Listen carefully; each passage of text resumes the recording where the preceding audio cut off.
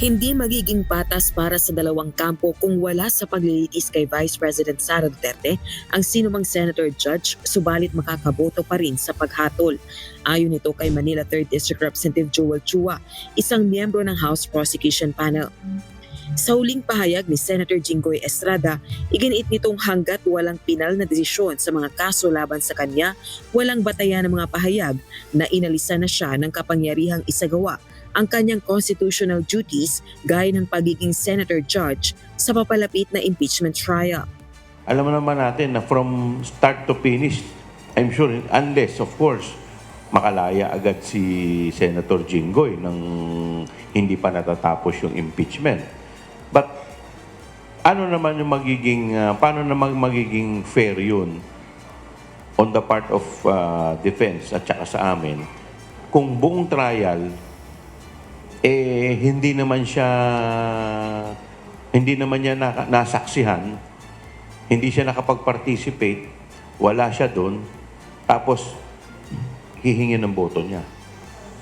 So ano naman na paano nagkaroon ng fair justice doon sa ganung sitwasyon?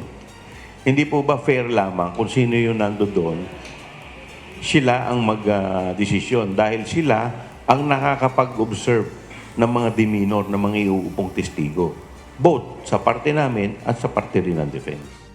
Ganito rin ang pananaw ng House Trial spokesperson na si Kabataan Partless Representative Rene Co. Para sa mata ng taong bayan, kailangan andun ang isang senator judge para may quality participation siya sa impeachment trial. Samantala, araw naman ng Sabado nang inunsad ang bantay impeachment ng iba't ibang civil society groups. Layo nitong maisulong ang pakikilahok at pagbabantay ng publiko para matiyak ang pananagutan kaugnay ng impeachment proceedings laban kay VP Duterte.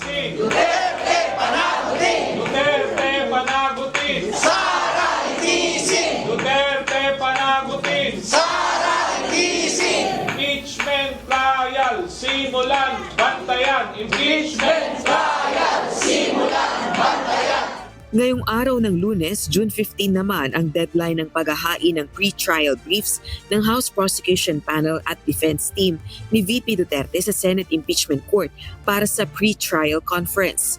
Kasabay nito ang pagsusumite ng entry of appearance ng first batch ng private prosecutors at iba pang mosyon. Tiwala naman si House Trial spokesperson at Lanao del Sur 1st District Representative Sia Alonto Adjong na kahanda ang impeachment court na gawin ang bahagi nito at hinikayat na hayaang sumulong ang proseso. Apela rin nito, hayaang maipresenta ang mga ebidensya at lumabas ang katotohanan. Rosalie Cruz, sumahataw sa balita ngayon.